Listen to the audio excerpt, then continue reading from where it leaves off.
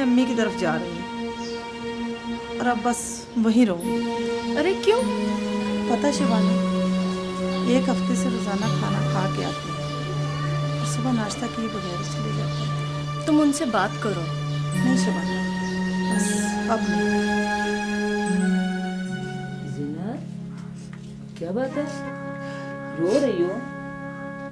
इसमें रोने वाली कौन सी बात है?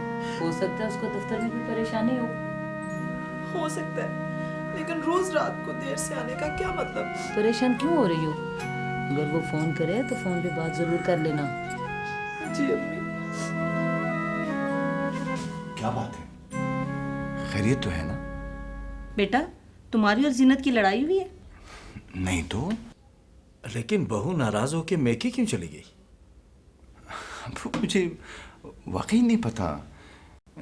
फिर मेरी मुलाकात भी इन दिनों जीनत से बहुत कम हुई है, मसरूफियत की वजह से। लेकिन तुम उसे वक्त भी तो नहीं देते थे। वो क्या बताऊं, बस जिंदगी की भाग दौड़ में।